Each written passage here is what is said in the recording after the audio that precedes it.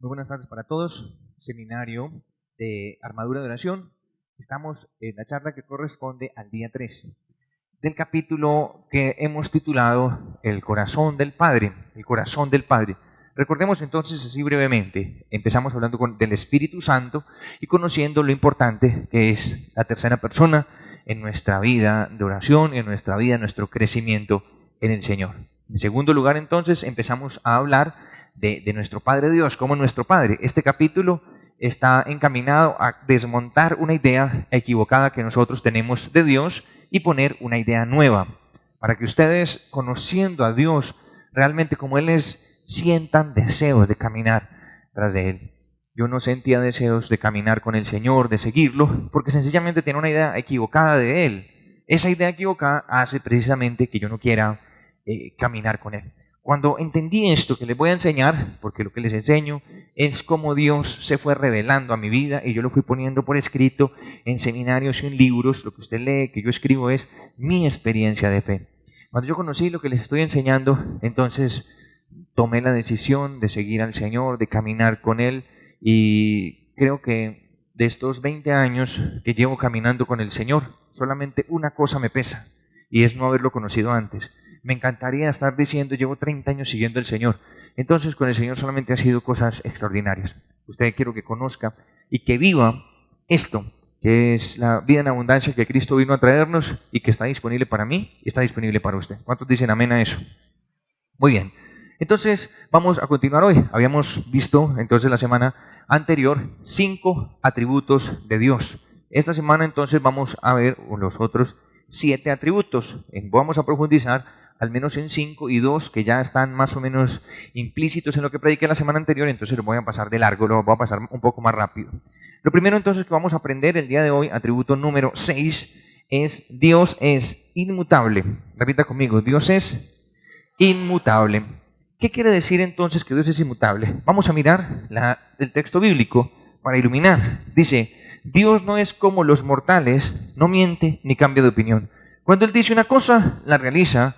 Cuando Él hace una promesa, la cumple. Dios es inmutable. Y dice, no es como los mortales.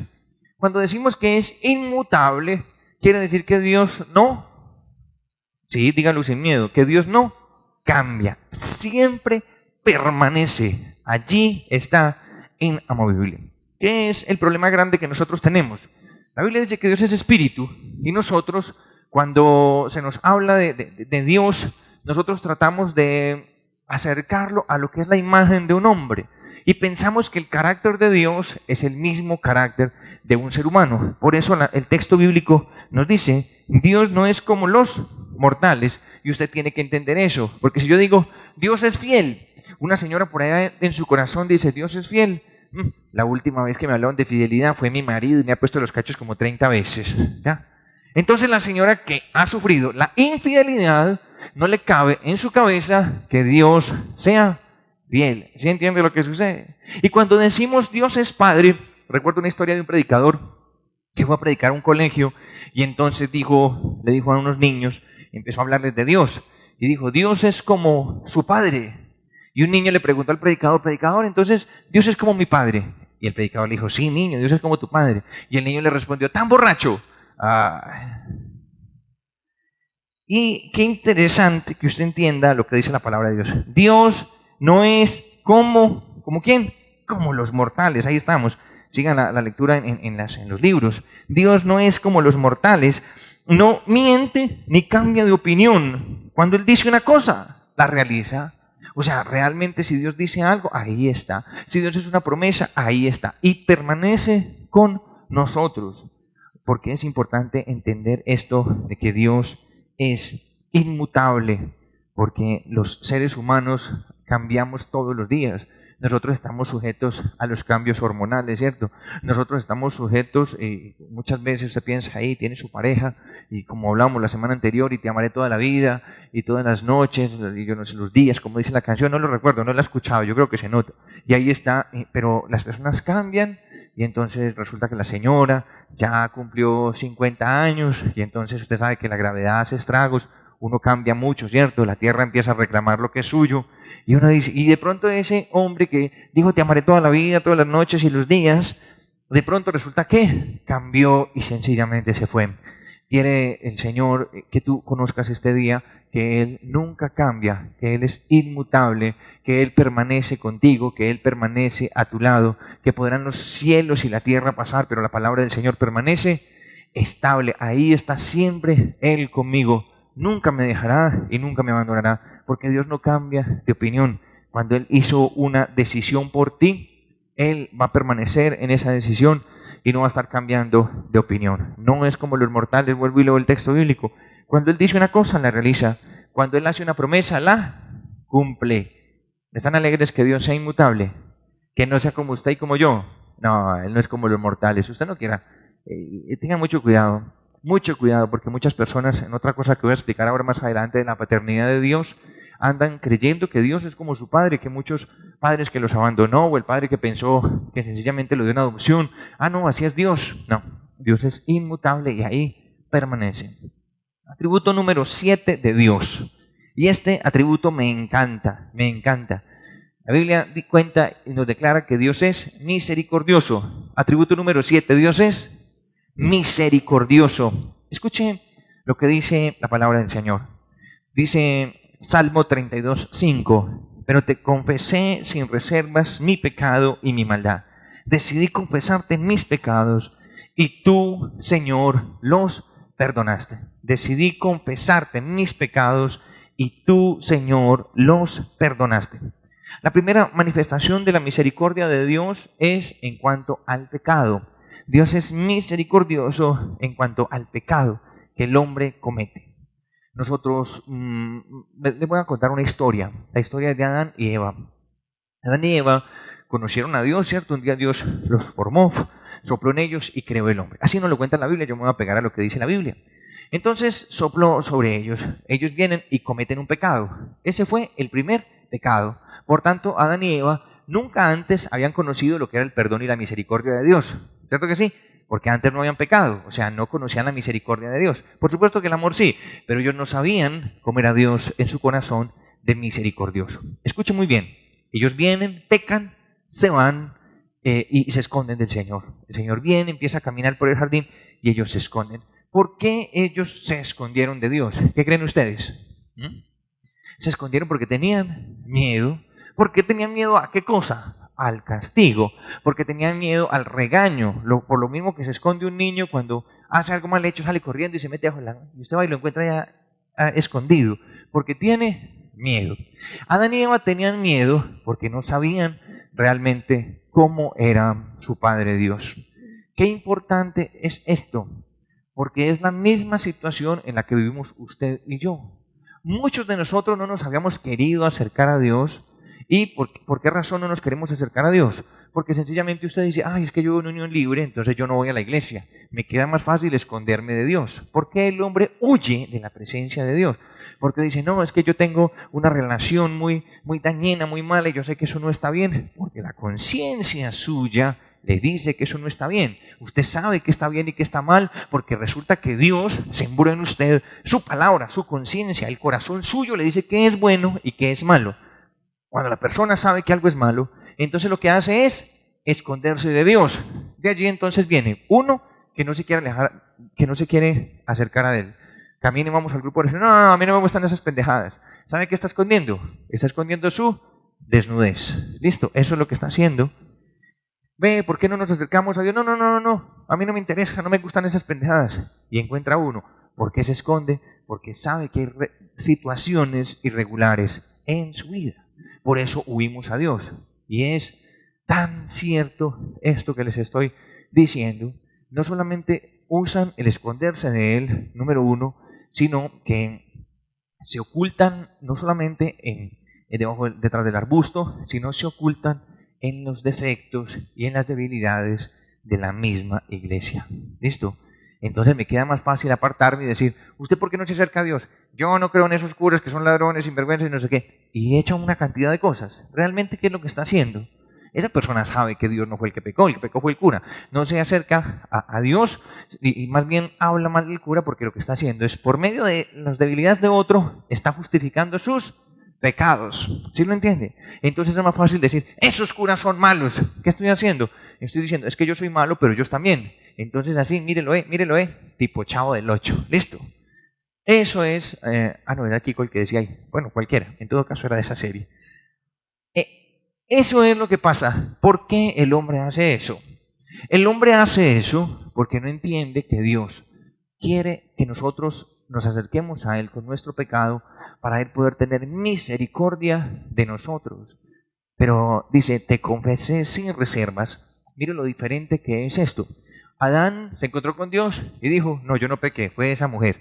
Hace 5 minutos era carne de su carne y ahora es esa mujer que me diste por compañera, ¿cierto? La vieja esa. Eso fue, disculpa de él. Y le dijo a la mujer, a ver, ¿usted qué tiene para decirme? Y ella no dijo, sí, señor, qué pena. No, la serpiente. La serpiente fue. Ambos fueron castigados por un pecado. ¿Por qué fueron castigados? Cristo lo enseñó. Un solo pecado te condenará. Como dijo Cristo, un solo pecado te condenará. Pero ¿cuál es el pecado que a mí me condena? El pecado que a mí me condena es el pecado por el cual yo no le pida perdón al Señor. ¿Se entiende eso? Contrario a lo que dice Salmo 32:5. El salmista dice, pero te confesé sin reservas mi pecado y mi maldad. Mientras Adán y Eva huyeron, ¿el salmista qué hizo? El salmista confesó, reconoció el pecado. ¿Y qué hizo Dios? ¿Lo castigó por su pecado? Nada, por supuesto que no. Decidí confesarte mis pecados y tú, Señor, los perdonaste. Mire qué cosa más hermosa. Y tú, Señor, los perdonaste. Le queda a uno la inquietud. Y si Adán en ese momento que falla, le dice a Dios, Dios, qué pena contigo, yo fallé. La verdad es que me dejé llevar, perdóname. ¿Usted qué cree que hubiera hecho Dios? Estaríamos nosotros todavía por ahí con taparrabo por la calle, bien sabroso. Por supuesto que no se trata de ropa o no ropa, ¿cierto? Pero se trata de una conciencia y se trata de una presencia de Dios y de una comunión con Dios, de la que estaríamos gozando plenamente hoy, a pesar de que estamos gozando de ella, pero hay un espacio muy grande entre los que dejaron de gozar de la comunión con Dios y donde volvimos a empezar a gozar de esa comunión. Pero viene Eva, y si Eva piensa como el salmista, no piensa como Adán, cuando Eva vio que Adán hizo eso, dijo, no, entonces eso debe ser muy miedoso, entonces yo voy a decir lo mismo que Adán. No. Si Eva no hubiera pensado como Adán, sino que hubiera dicho lo que dijo el salmista, Señor, sí, la verdad es que yo caí, me dejé tentar, y fuera de eso hice caer a este hombre, vea qué cosa tan horrible. ¿Qué creen ustedes que hubiera hecho Dios? También la perdona, porque el salmista dice, pero te confesé sin reservas mi pecado y mi maldad, y decidí confesarte mis pecados, tú, Señor, los perdonaste. La primera manifestación de la misericordia de Dios es en cuanto a nuestros pecados. Es que yo no me acerco a Dios porque yo soy muy malo. Sorpresa, ¿sabe por quién fue que vino Jesús? Por los malos. Por los malos fue que vino. Él no vino por los buenos, por los santos. Esos ya los tiene allá con Él. Los santos ya están allá con Él en el cielo, bien sabroso. Él vino fue precisamente por aquellos que tenemos defectos, por aquellos que tenemos debilidades. Amigo, la misericordia de Dios está disponible y tú debes acceder a esa misericordia de Dios. Hay una historia que me gusta mucho contar de una señora que tuvo una experiencia espiritual que es sencillamente hermosa. La señora se llama Gloria Polo. ¿La han escuchado mencionar? Y bueno, Gloria Polo fue una señora que pues tuvo un accidente terrible que no quisiera tener ninguno de nosotros, ¿cierto? Le cayó un rayo. Yo creo que fue por el apellido, Polo, ¿cierto? Polo a tierra, casi.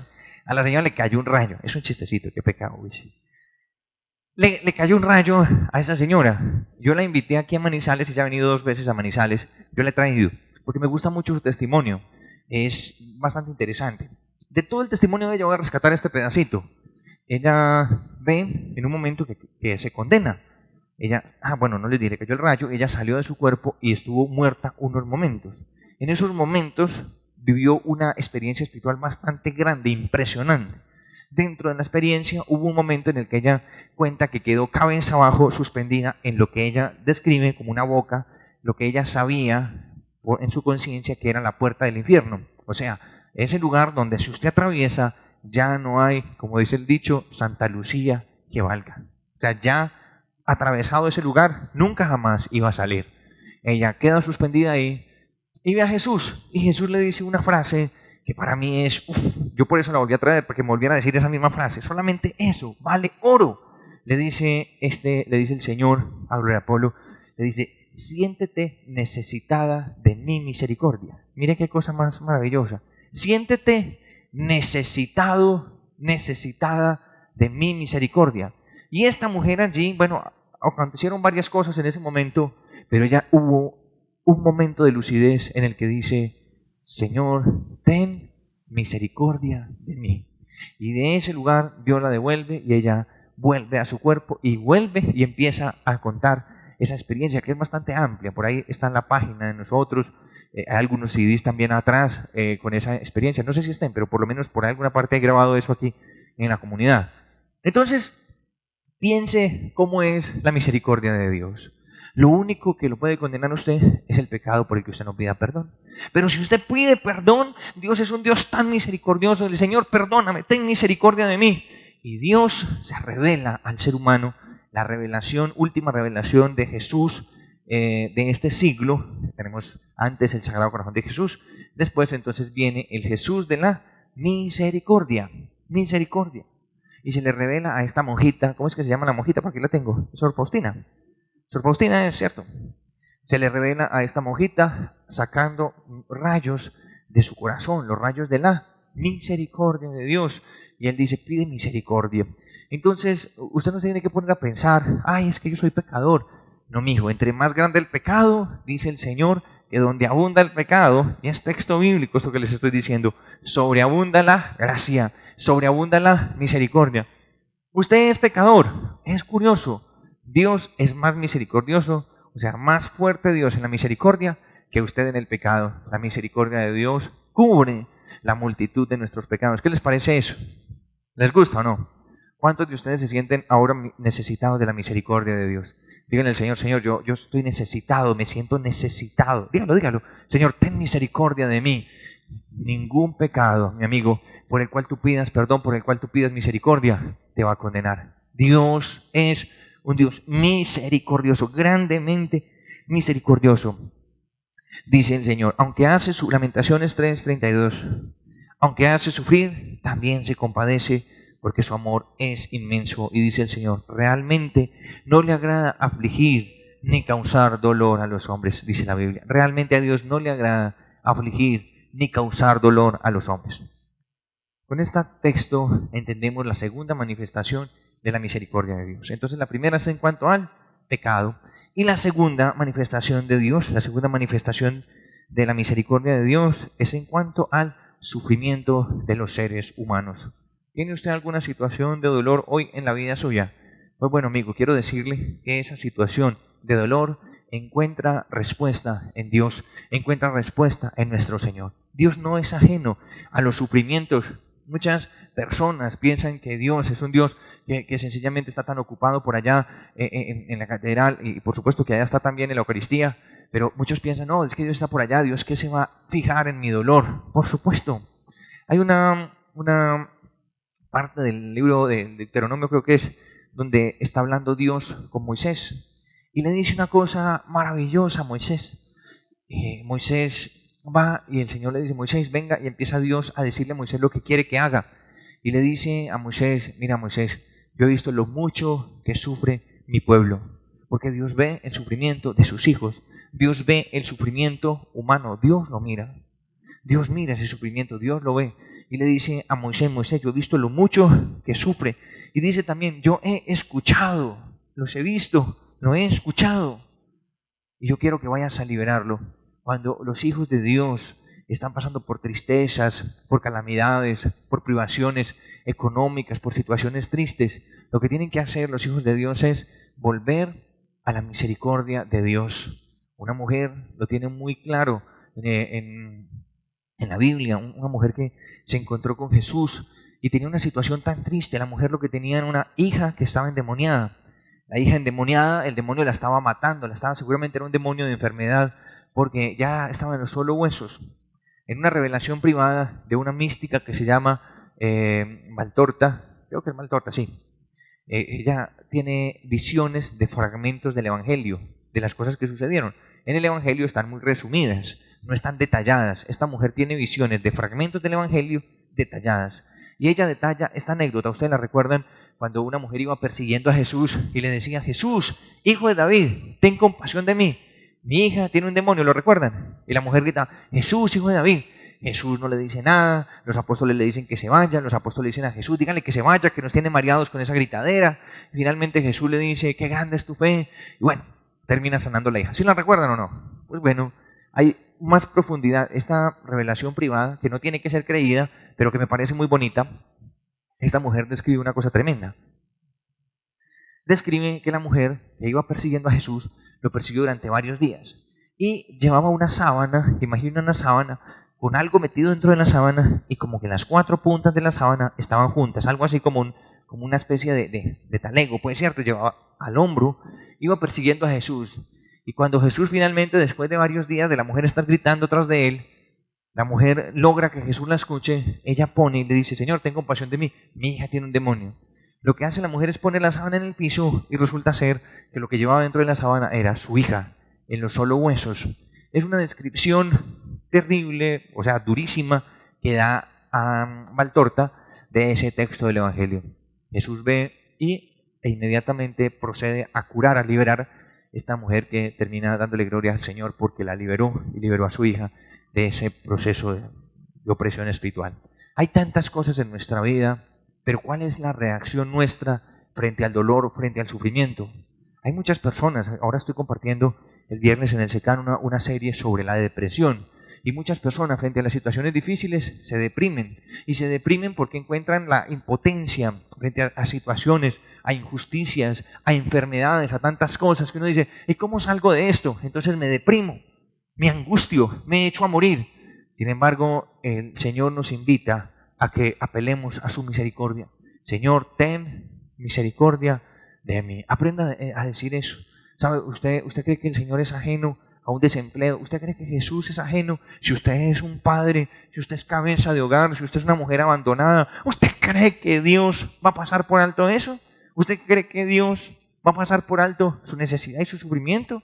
Si usted está enfermo y tiene un niño pequeño que está sufriendo con tantas necesidades, ¿usted cree que Dios es ajeno a eso? Dios entiende el sufrimiento humano.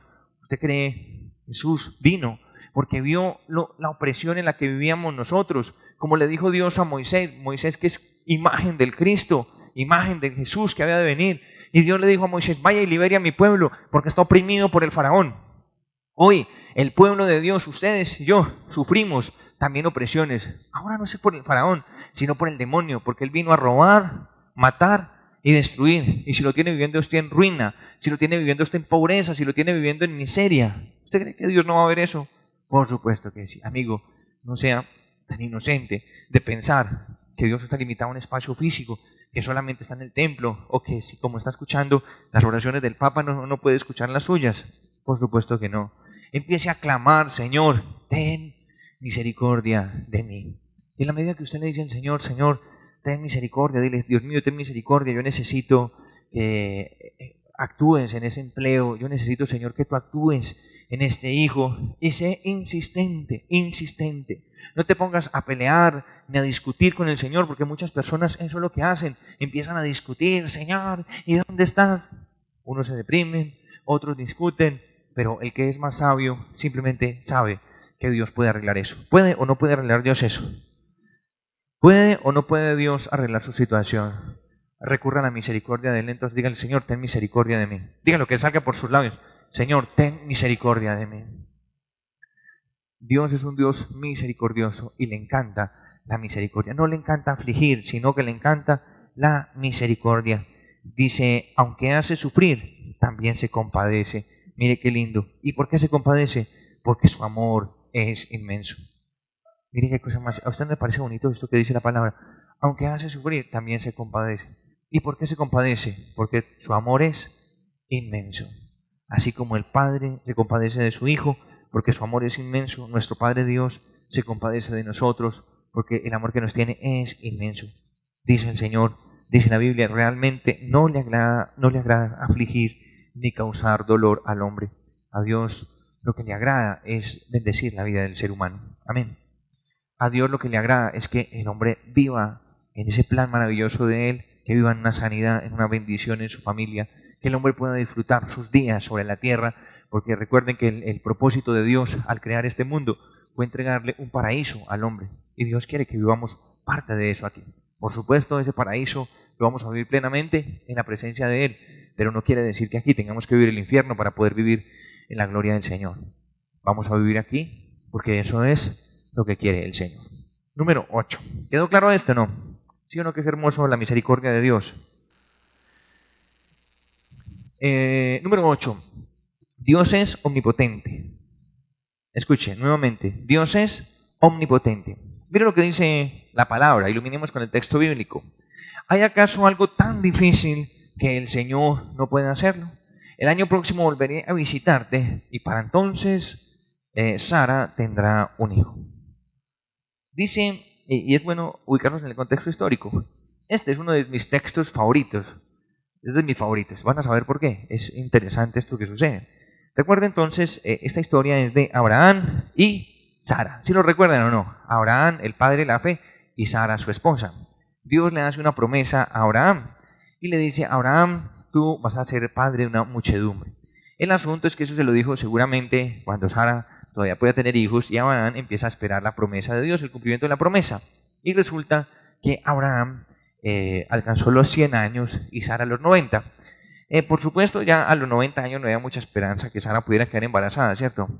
De hecho, la Biblia dice que Sara ya se había secado, o sea, había dejado su periodo natural, entonces ya se sabía que Sara no iba a poder tener hijos.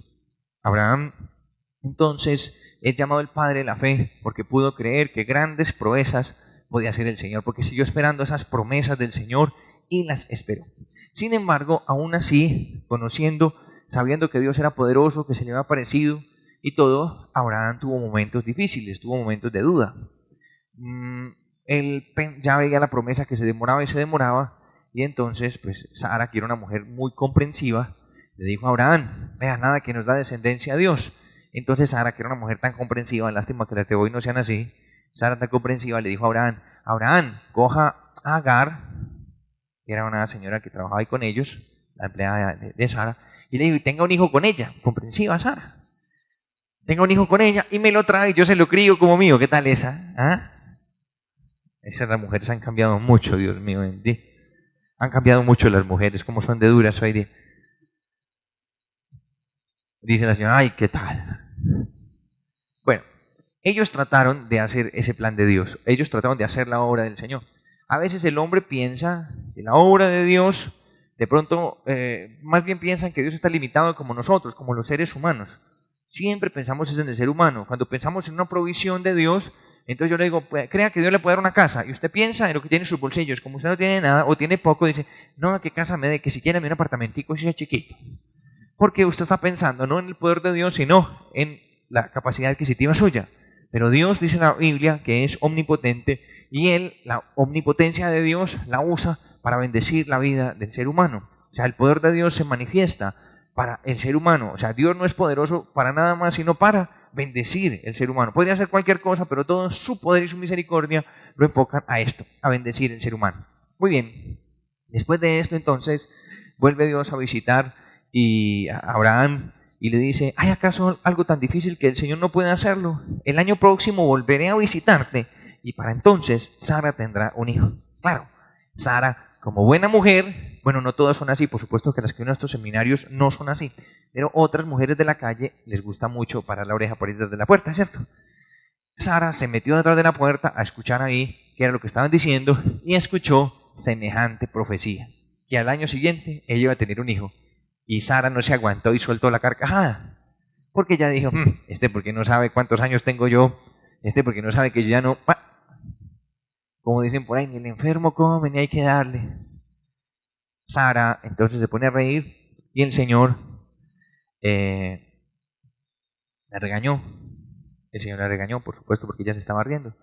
Pues bueno, amigos, año siguiente regresa el Señor a visitar a Abraham y a que no adivinen, Sara, la viejita, arrullando un bebé. ¿Qué tal es? Sara arrullando un bebé. Un Dios poderoso que pudo hacer dos milagros muy maravillosos. Siempre las personas que predican sobre este tema se quedan en un milagro, se quedan en el milagro de Sara tuvo un hijo a los 90 años y yo me quedo en otro, ¿saben? A mí me gusta más otro, por eso es mi texto favorito. A mí lo que más me impresiona es que Abraham hubiera tenido aliento de hacerlo a los 100, ¿cierto? Yo siempre le digo al Señor, Señor, yo quiero ser como Abraham, dando fruto a los 100, Señor. Entonces imagina uno poner esos alientos a los 100 años. Uy, alabado sea el Señor, dice uno. Muy bien. Se dan cuenta que hay mucho que aprender de la palabra de Dios. Dios es omnipotente, puede hacer cosas extraordinarias en nuestra vida, el Señor. El Señor puede hacer cosas extraordinarias en nuestra vida. ¿Qué es lo que Dios puede hacer en la vida tuya? Lo que tú creas que Él puede hacer. Si tú crees que Dios puede hacer mucho, así será la obra de Dios. Si tú crees que Dios puede hacer poco, así será la obra de Dios. ¿Qué limita el poder de Dios en tu vida? Tu fe. Si tú crees que puede suceder, entonces va a suceder. Pero si tú piensas que no puede suceder, entonces sencillamente no va a suceder. Cuando el Señor le preguntaba a un enfermo, cuando un enfermo más bien iba donde Jesús a pedirle que lo sanara, siempre se acercaba, Señor, sáname. Y el Señor siempre indagaba sobre la fe de esa persona. ¿Y cómo lo hacía el Señor? El Señor decía, ¿tú crees que puedo hacerlo? ¿Tú crees que puedo hacerlo? La pregunta es, ¿cuál es la necesidad que tú tienes? No, yo necesito un trabajito. La pregunta que el Señor te haría hoy, claramente, y te la hace desde la Biblia, ¿tú crees que puedo hacerlo? Y usted dice, ¿será que sí? ¿Será que tú crees que puedo hacerlo? Y esa respuesta va a definir si va a pasar o no va a pasar. Porque la respuesta del enfermo delante de Jesús era, Señor, yo creo que tú puedes hacerlo, yo creo, Jesús. Hubo un hombre que no creía mucho, como que sí y no, así como usted, como que sí y no, ¿será que sí? Como con una dudita. Entonces fue más honesto y le dijo, Señor, yo creo, pero aumenta mi poquita fe. ¿Qué tal es? Señor, yo creo, sí creo, pero por el fondo tengo una dudita. Entonces son dos respuestas, una sincera, tratando de creer, unos que creían y otros que trataban de creer. El Señor, al que le preguntaba, ¿crees que puedo hacerlo? La respuesta que escuchó todas las veces fue, yo creo que puedes hacerlo. Y el Señor le decía, que se haga, ¿cómo es? Que se haga conforme has creído. Que se haga conforme has creído. ¿Tienes una necesidad hoy? ¿Qué crees tú que el Señor realmente puede hacerlo? ¿Tú crees que el Señor puede darte un empleito? O mejor, los que están en esa necesidad. ¿Crees tú que el Señor te puede quitar una gastritis, una úlcera que lleva hace tiempo en la vida tuya? ¿Crees tú que el Señor puede convertir a tu esposo, a tu esposa? ¿Crees tú que tus hijos, ay, no es que son tan duros? Entonces no va a pasar, porque usted ya dijo que son duros y que eso no va a pasar. Pero si tú dices, yo creo, esa fe que tú expresas, esa fe que tú manifiestas, hace que el poder de Dios se ponga en marcha. ¿Dios es omnipotente? Sí. ¿Y si es tan poderoso a mí, por qué no me pasa? Porque Él es omnipotente, pero usted es un incrédulo. ¿Se da cuenta? Él puede ser tan omnipotente como es, pero si yo soy un incrédulo, ¿qué puede suceder? Nada. Dios, el Dios que leemos en los evangelios, que sanaba a los enfermos, que resucitaba a los muertos, está hoy en medio de nosotros y tenemos que volver a creer, tenemos que volver a renovar esa fe. Si usted quiere que su fe crezca al punto de recibir un milagro, lo primero que va a tener que hacer es dejar de pensar. Escuche, deje de pensar en las situaciones, lo grandes que son, sino que empiece a pensar en las obras extraordinarias de Dios. Hay obras extraordinarias que Dios ha realizado y son las obras en las que usted se tiene que enfocar para que su fe crezca. Deje de pensar en el desempleo del mundo, empiece a pensar en que llovió maná en el cielo, en que llovieron codornices para que el pueblo comiera cuando no había nada que comer. Ellos tuvieron en abundancia y de sobra. ¿Entienden lo que usted tiene que pensar? Pero si usted está pensando, ay, no, esto como está de duro, ¿yo qué voy a hacer? No, cuando yo fui en esa fila habían 50 para ese mismo empleo, ¿eso qué me va a servir a mí? Pues bueno, ya veremos si es cierto. Porque yo lo que veo es un Dios que puede hacer brotar agua de una roca, ¿o no? Yo lo que veo es un Dios que puede abrir un mar rojo, ¿o no? ¿Sí o no? Bueno, tal vez usted dirá, no, pero es que eso pasó en el Antiguo Testamento. No, pues yo veo a Jesús calmando las tempestades, yo veo a Jesús devolviéndole la vista al ciego, veo a Jesús devolviéndole el oído al sordo, y eso está más cerca. Pero es que eso fue hace 2000 años. Pues bueno, en el último año yo he visto cojos caminar aquí en la comunidad.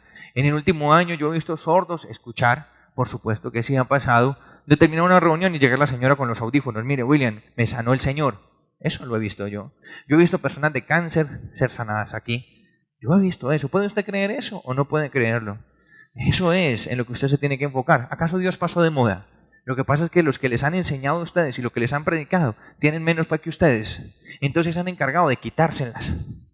Pero yo creo en un Dios poderoso, en un Dios que obra milagros, en un Dios que todavía se interesa por el dolor humano. ¿Usted cree que Cristo no es eso lo que hace? Y Él dijo, por mi parte yo estaré con ustedes todos los días hasta el final de los tiempos. Yo veo a un Cristo preocupado, hablándole a una multitud y sanando a cada uno de sus enfermos. En ocasiones ponía la mano sobre cada uno de ellos y se compadecía de sus necesidades. Un Dios que es misericordioso y que es omnipotente. Miren qué mezcla tan explosiva esa, misericordia y omnipotencia. Y por eso desde que amanecía hasta que anochecía, Jesús estaba sanando a los enfermos. Y Él dijo que es el mismo ayer, hoy y siempre. Si hizo milagros, si hizo prodigios, si realizó señales en el pasado, hoy los está haciendo y cada día vamos a crecer más en milagros y manifestaciones de Dios. ¿Puede creer usted que Dios es omnipotente o no? Ojo, escuche, amigos, Dios está interesado en obrar en tu vida, está interesado en obrar en tu vida. No le limites el poder a Dios. No eres tú, porque no se va a hacer con tu fuerza, sino que se va a hacer por su gran amor, por el amor que te tiene. Él va a obrar en la vida tuya. Deja de repetir, no va a pasar, eso está muy difícil, no. Hemos visto cosas fantásticas y maravillosas. Amigos, entonces, número 8, Dios es omnipotente. Número 9, Dios es Padre. Esta idea de Dios, hablamos en la charla de la semana anterior, estuvimos hablando de que Dios es amor, y que Dios es amor, y que Dios es Padre, prácticamente son la misma cosa, son la misma cosa. Dios es nuestro Padre, y el entender que Dios es nuestro Padre debe traer paz a nuestro corazón, debe traer paz a nuestro corazón. No vamos a tener miedo y no vamos a tener angustia, y sabremos que todas las cosas que sucedan a nuestro alrededor, que pasen a nuestro alrededor, pues son precisamente las cosas que Dios hará para nuestro bienestar. No tenga usted miedo, yo pues no me voy a detener mucho en eso porque expliqué mucho lo del amor de Dios la semana anterior. Quiero que sepa lo que Jesús nos enseñó, Mateo capítulo 6, versículo 9.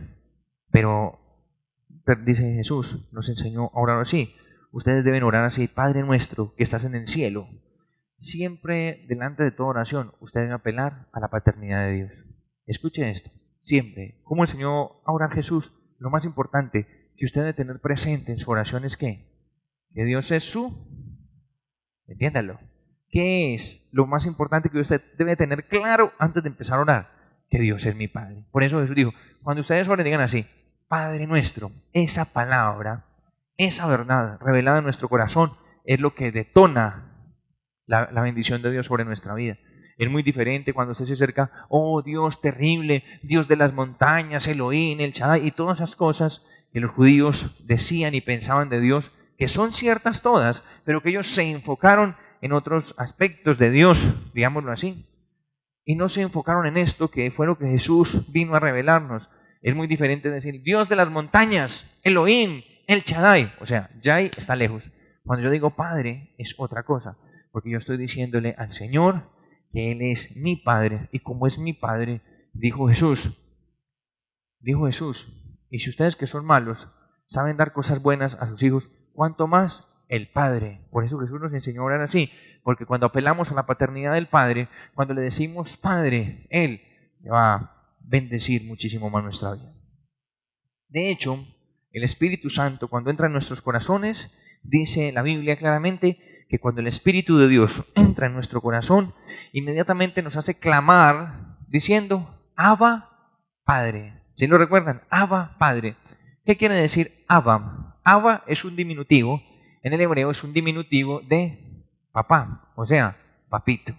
Cuando el Espíritu Santo viene a nuestro corazón, lo primero que cambia es nuestra manera de orar, nuestra manera de ver a Dios. El Espíritu Santo entra en una persona y lo primero que hace es decir, Abba, decirle a Dios, papi o papito. Los niños hebreos, eso nosotros no lo entendemos porque no es el idioma nuestro, pero los niños judíos, la palabra que usan para llamar a su papá es Abba, Abba. Entonces usted va a ver un niño pequeñito detrás de su papá, los niños judíos, el pueblo judío que existe hoy, usted va a ver el niño detrás de su padre diciéndole Abba, Abba, Abba, Abba, que es papi, papi, papi, papi, papi. O sea, es un diminutivo y es la palabra que el niño pequeñito usa para referirse a su padre. Y el Espíritu Santo entra en nosotros y lo que hace es clamar papi, papi, papi. Es el retorno del espíritu de adopción a nuestra vida. ¿Cómo ves tu relación con Dios? ¿Cómo ves tú a Dios? Pues bueno, ¿cómo será de importante esto? Que yo escribí un libro, ahorita mismo lo estamos editando y por ahí en un par de meses estará a la venta. Un libro bastante importante, bastante gruesito, no es un folleto de 2 páginas, es un libro que tiene bastantes letras y se titula Mi Padre Dios, solamente enfocado a corregir la visión que nosotros tenemos de Dios. Como pueden ver es mucho el tema sobre esto, pero no será hoy que lo profundicemos más. Quédense con eso. ¿Cómo quiere Dios que ustedes se dirijan a Él? ¿Cómo? Nada, sin miedo, mijo, sin miedo. Bueno, Abba, Padre, pero aún más, ¿cómo? Papito. Dígale, papito Dios. ¿Si es capaz de decirle usted a Dios así? Ay, no, qué susto decirle a Dios así. Tranquilo, yo le recomiendo, cuando salga el libro, usted lo lee y hace el proceso de sanación interior. Porque yo sé que si a usted le fue mal con su padre de aquí en la tierra, a usted se le va a dificultar mucho decirle a Dios, papito, porque usted esa palabra lee. Cuando usted sane su corazoncito de esa imagen paterna dañada de aquí en la tierra, entonces usted va a poder tener una imagen correcta de Dios. Papito, papito. Voy a contar una historia, no sé si la conté. Yo les conté lo que me pasó el día del Padre anterior o no, a ustedes. Les voy a contar. No el anterior, sino el que pasó antes. Tuve una experiencia espiritual hermosa. ¿Ustedes guardan secretos o no? Este es un secreto que me tienen que guardar aquí para nosotros nomás. Y para los 5.000 visitantes de la página. Hace 2 años, el Día del Padre, ustedes saben que yo tengo hijos pequeños. Estábamos celebrando el Día del Padre con la familia, con mi familia, la familia de mi esposa. Entonces nos reunimos y estábamos allá. En el momento que estábamos ahí reunidos, yo empecé a sentir aquí en el alma necesidad de orar. Eso tal vez alguno ya lo haya sentido. Que Dios lo llama por dentro y le dice, vamos a hablar, a orar. Y uno empieza a sentir algo como, yo le ruego a Dios que les permita sentir eso, pero a mí Dios por dentro me llama a orar. Me dice, vamos. Y yo empiezo a hacer, y yo tengo que salir de donde sea. Y me voy, y yo me escondo, me encierro en una habitación a orar. Y bueno, empecé a sentir eso. Y yo pensaba, no, pero estoy aquí con la familia, ¿cómo me voy? Yo miraba y había gente por todas partes, y yo dónde me meto. Y entonces dije, me voy para la casa. Y me fui corriendo para la casa que estaba más o menos cerca, y voy a estar un ratico orando. Y cuando empecé a orar, yo escuché a Dios en mi corazón que me decía, yo no sabía qué era lo que pasaba. Era el Día del Padre, y yo no sabía qué era lo que sucedía, pero yo quería orar. Y fui y me puse de rodillas, y empecé a alabar al Señor un ratico, y yo escuché la palabra del Señor que me dijo, William, te traje aquí para recordarte que yo soy tu Padre. Ese creo que fue el Día del Padre más emotivo que he tenido. Aún hoy, en este momento me da emoción de solo recordar eso.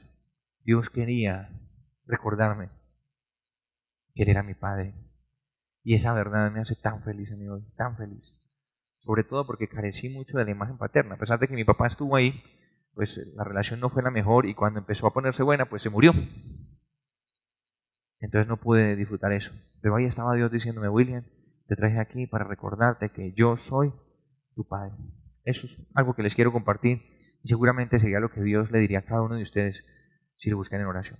Recuerden que Dios es su Padre. Ustedes no están solos, ustedes tienen un Padre que los ama. Amén. Que no nos deja ni nos abandona y que suple toda nuestra necesidad. Y esa es el siguiente atributo, número 10. Dios es preservador. Dios es preservador.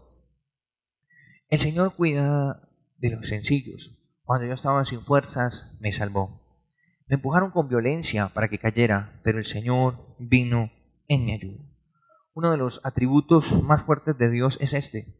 Si algo nos podemos jactar nosotros, es de la protección de Dios sobre nuestra vida. Y es algo que precisamente necesitamos. Este y el atributo número 11 son 2 cosas que el ser humano necesita con mucha fuerza, con mucha intensidad. El ser humano necesita protección y necesita provisión. El Señor cuida de los sencillos. Cuando yo estaba sin fuerzas, me salvó. Y habría que pensar nosotros en la historia del pueblo judío, el pueblo de Israel. El pueblo de Israel estaba preso en Egipto y Dios lo saca. Y la protección de Dios se notó sobre ellos. Escuche, salen de Egipto. Inmediatamente cuando salen de Egipto, Dios se manifiesta como protector. Y lo que hace Dios, ellos caminaban por un desierto a 40 grados de temperatura durante el día, pero ahí estaba Dios con ellos. Un viaje por el desierto le puede causar la muerte a una persona, por supuesto. Puede quedar deshidratado en simplemente horas. Pero ¿sabe qué hizo Dios? Lea la Biblia para que le dé mucho gozo en su corazón. Dios caminaba en el día con ellos y ponía sobre ellos una nube y caminaba con ellos. ¿Sí lo recuerda o no? Una nube los protegía y les daba brisa helada. Imagine usted caminando con un aire acondicionado encima, ¿no? ¿Se imagina una cosa más extraordinaria? Ah, tienes calor, yo te pongo un aire acondicionado y yo te protejo y te protejo. Y en la noche estaba el Señor. La protección de Dios. En la noche el Señor se convertía ya no en la columna, ya no en la nube, pero refrescaba. En el desierto es complicada la situación porque en el día sobre 40 grados y en la noche bajo cero. Ya no es que por la noche, uy, no, qué calor por la noche, no puedo dormir, no, por la noche una helada. Entonces un clima totalmente tremendo. ¿Y saben qué hacía Dios en la noche? En la noche se volvía en la nube, se convertía en una columna de fuego. Y entonces por la noche calefacción. Y en el día aire acondicionado. E iba el Señor caminando, escuchen esto, allanando el camino, protegiéndolos de las situaciones, de las cosas que suceden a su alrededor. Ahí estaba el Señor. Pero qué curioso, es tan preservador el Señor, que en esta situación que ellos vivieron en el desierto, venía el faraón detrás de ellos, porque quería arrepentirse, haberlos dejado ir, quería matarlos. ¿Y saben qué hacía el Señor? El Señor se volvió una columna atrás y se hizo atrás. Y el Señor cuidaba a los que iban rezagados. No crean que el Señor dijo, no, corran, corran, y salió él corriendo adelante, ¿cierto? No. Él dijo, sigan ustedes aquí, los iba guiando y él se hizo a defender hasta el último y hasta el más pequeño. Porque ¿quiénes se quedaron atrás? Obviamente se quedaron las personas que traían los niños, las mujeres embarazadas, ya no podían caminar, correr de huida del enemigo. ¿Quién se quedó cuidando? ¿Quién se quedó el Señor protegiendo? Imagine usted los ancianos que caminaban con sus bastoncitos. Estamos hablando de 2 millones de personas caminando en el desierto. 2 millones de personas caminando en el desierto. Obviamente los varones salieron corriendo, los que tenían bestias salieron corriendo, pero si usted tenía unos chivitos, arreando los chivitos. Y el Señor les decía, tranquilo, que aquí voy yo detrás. El Señor se quedó de último para protegerlos y para guardarlos. Por más pequeño e insignificante que tú creas que eres, ahí está el Señor y eres el más importante para Él. Y Él va a estar protegiéndote, y Él va a estar guardando tus entradas y salidas, Él va a estar guardando tus caminos. Yo he tenido que vivir cosas fuertes en mi vida, momentos de soledad, momentos de privación, momentos de persecución. Y yo les puedo decir, en 20 años, mi Dios a mí nunca me ha dejado y nunca me ha abandonado. Yo he sabido lo que es la protección del Señor.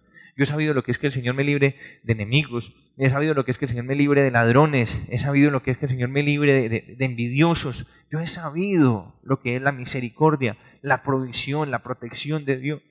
Yo he sabido lo que es que mi pie se dispare y pise el freno del carro y ver pasar un camión por delante volado, sin saber por qué. Simplemente la mano del Señor guardándome, protegiéndome y cuidándome todos los días.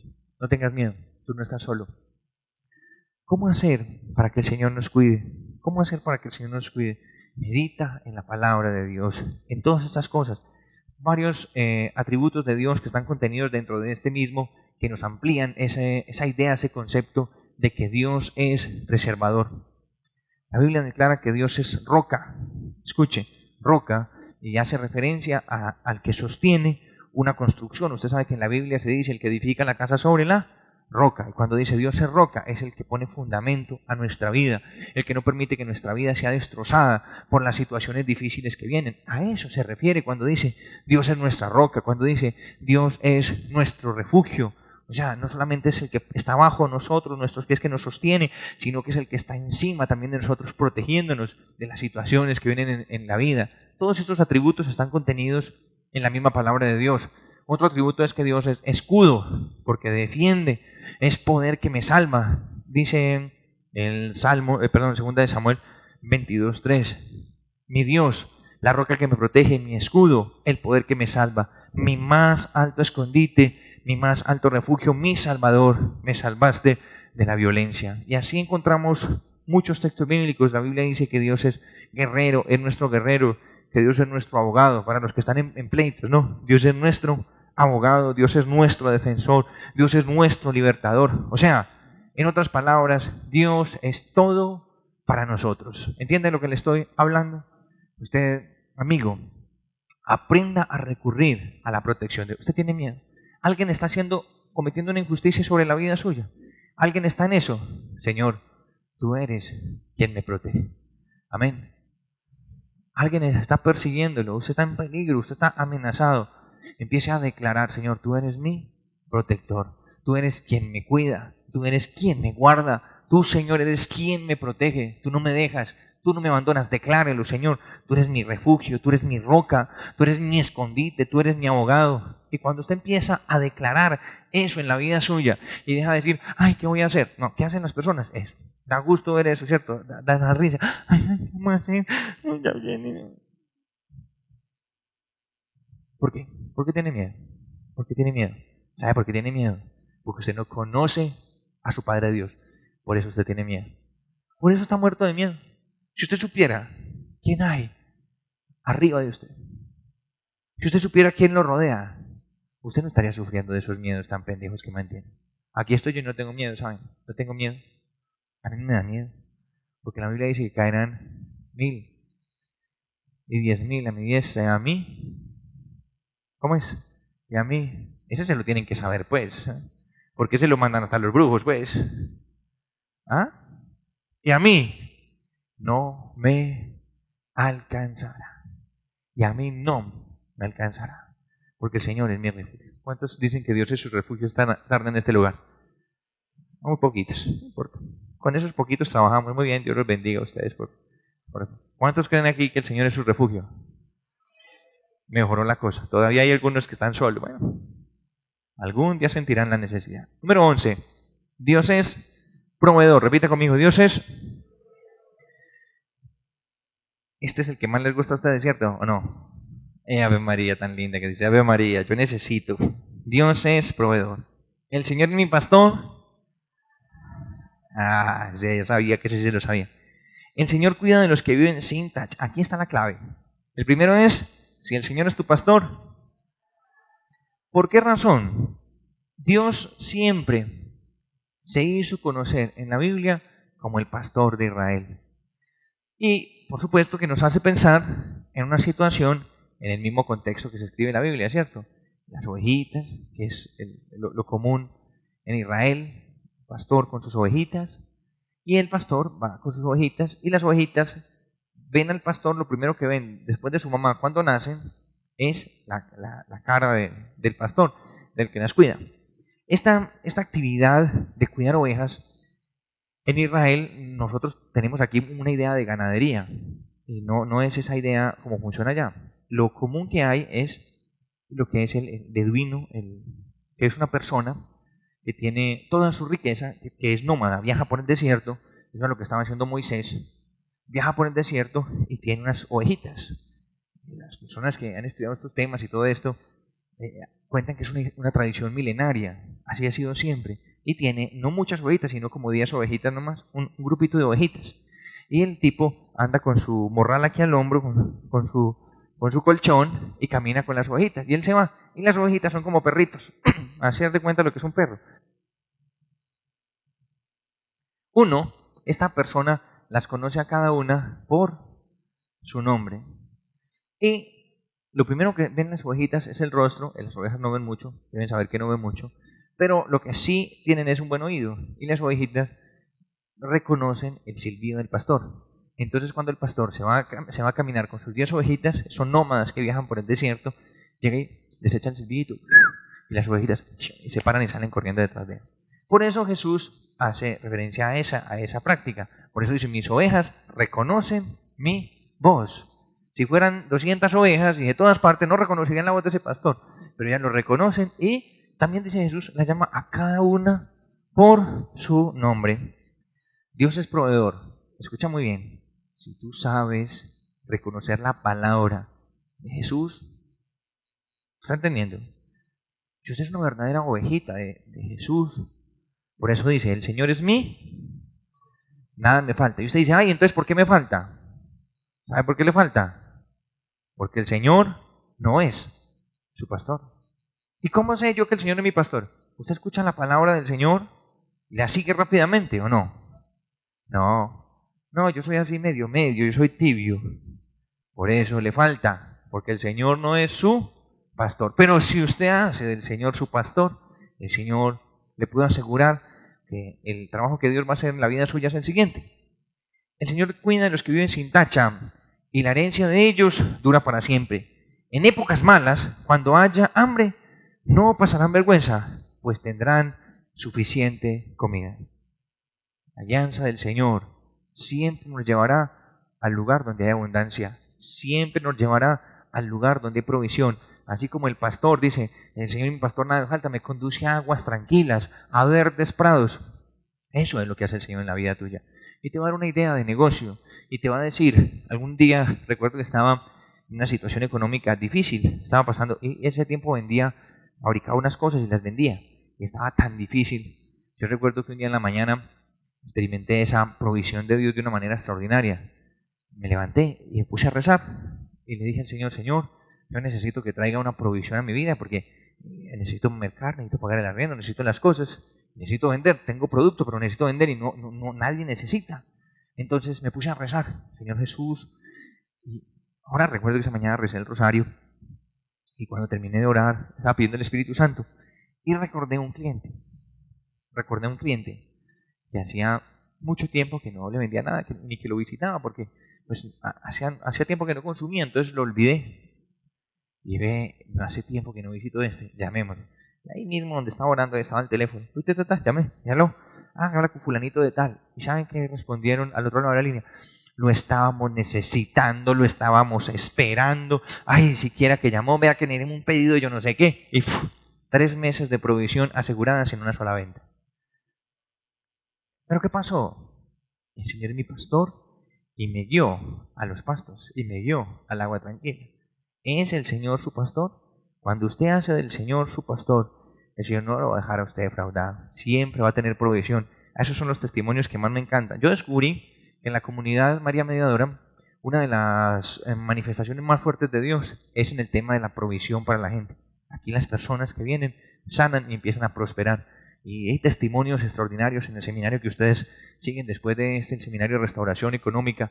Y eso las personas empiezan a contar, vea, Dios me proveyó, Dios me dio esto, me gané esto, me pagaron aquello. Y son unas bendiciones del Señor. Si hay agua y si hay pastos. Lo que pasa es que el Señor es el que sabe dónde están. ¿Sí ve? El Señor sabe dónde está. Por supuesto que hay empleo, por supuesto que sí. ¿Sabe qué es lo que pasa? El Señor es el que sabe dónde está y dónde usted entraría perfectamente, dónde usted quedaría bien. Por eso debes hacer del Señor tu refugio, tu pastor, para que Él te guíe a los lugares precisos.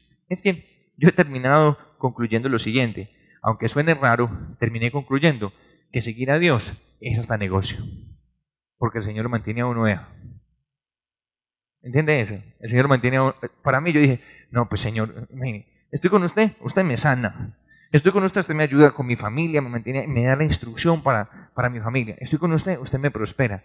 No, esto finalmente sale siendo un negocio. El Señor lo bendice a uno de tal manera que si ustedes entendieran eso, pero claro, cuando acérquese a Dios, usted dice, ¿qué me va a poner yo a rezar? Eso es para las viejitas. Es que eso es lo que usted piensa, que seguir a Dios es rezar como una viejita. Y para mí seguir a Dios es disfrutar la vida intensamente. Amén. Y el último, para terminar, Dios es santo. Hay una cosa que nunca deben olvidar ustedes. Cuando yo predico todas estas cosas, cogemos de Dios que es hasta hoy algo tan lejano, y cuando terminamos de ver estos atributos de Dios, Dios se ha vuelto algo tan cercano y tan familiar para nosotros. Y esa idea puede causar 2 cosas. Una, que usted crezca grandemente en su relación con Él. Y 2, que usted se vuelva un bacán, hay digamos un fresco con el Señor. Porque dice, no, si Dios es tan bueno, ¿qué me va a castigar? Si Dios es tan bueno, es más, ni lo tengo que seguir porque Dios es bueno y Él sabe. Y muchas personas empiezan a abusar en su relación con Dios. Hay un lugar que tiene Dios y un lugar que tenemos nosotros que nunca se debe olvidar. Y es que Dios es santo, es el Santo de Israel, es Dios, es soberano y eterno. Y nosotros somos sus hijos y somos sus criaturas. Y por más Padre que sea, nunca podemos dejar de alabarlo, nunca podemos dejar de adorarlo y nunca podemos dejar de respetarlo, nunca podemos dejar de buscar hacer su voluntad y agradarle a Él todos los días. Hay personas que le pierden el respeto a Dios, hay personas que le hablan a Dios, le pelean a Dios, hay personas que desafían a Dios y están cometiendo un pecado terrible cuando se le sublevan al Señor. Dios es santo y usted nunca lo puede olvidar. Nunca puede dejar de postrarse, porque delante de la santidad, cuando se nos dice Dios es santo, quiere decir que es digno de la adoración. Nunca usted debe dejar de ponerse de rodillas, nunca debe dejar de postrarse delante de Él y reconocer, Señor, tú eres santo, santo, santo. Lo declaran los ángeles del cielo, lo declaran los ancianos, lo declaran la corte de los santos ángeles, lo declaran toda la creación. Dios es santo. El hombre fue creado para declarar la santidad de Dios, para adorar al Señor. Y nunca lo debes olvidar. Por más cercano que esté, nunca olvides que Dios es santo y merece toda la gloria, la honra y la adoración por los siglos de los siglos. Amén y amén. Pongámonos de pies, por favor, para terminar.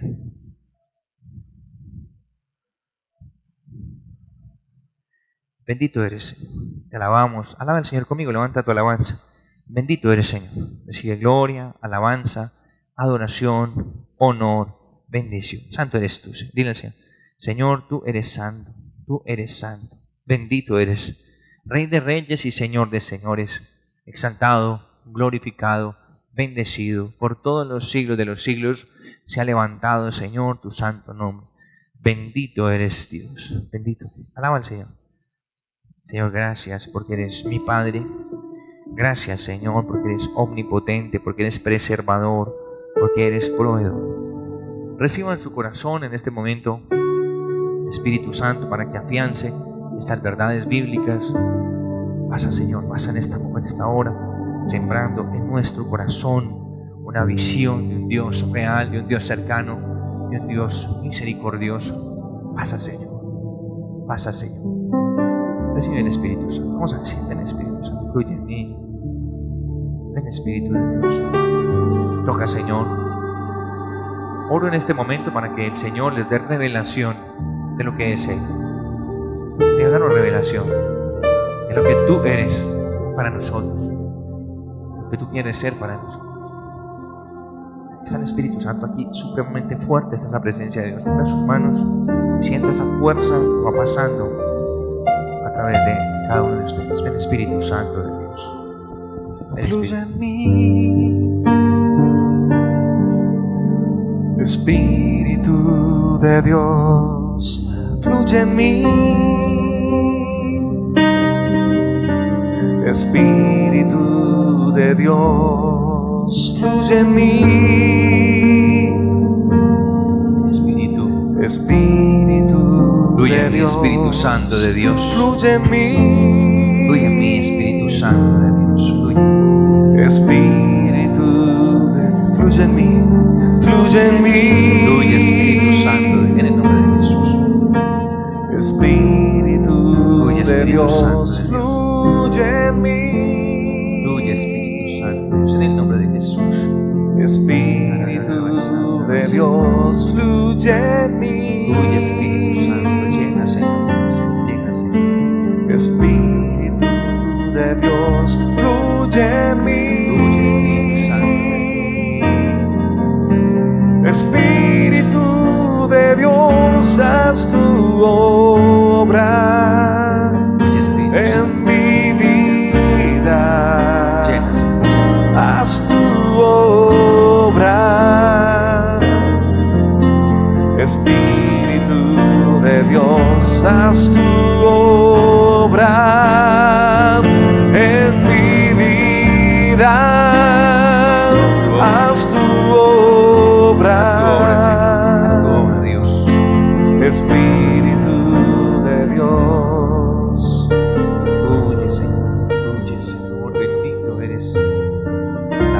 alabado, glorificado y exaltado sea, Señor. Honor, gloria, adoración. Santo eres tú, digno eres tú, Señor. Glorioso Rey celestial, glorioso Señor. Bendición y adoración a ti. Vas a recibir en este momento, dile: Jesús amado, yo recibo la revelación que nos has traído del Padre, que es amor, que es Padre, de que es misericordia, de que es fiel. Recibo la revelación, Jesús, en mi corazón. Te pido, Señor, que saques de mí todas las ideas equivocadas de Dios, siembres y afiances una idea clara de cómo es de bueno el Padre que nos ama. Gracias, Señor. Bendito eres, Señor. Gloria a ti, alabanza, adoración, honor y gloria a ti, Señor, por todos los benditos siglos de los siglos. Vamos a orar por tus ofrendas. Amado Jesús, te pedimos en este momento que bendigas abundantemente a cada persona que siembra una ofrenda en este ministerio de evangelización, que compra un material. Te pido, Señor, que tu provisión sea tal y como lo hemos aprendido hoy, una provisión abundante, Señor.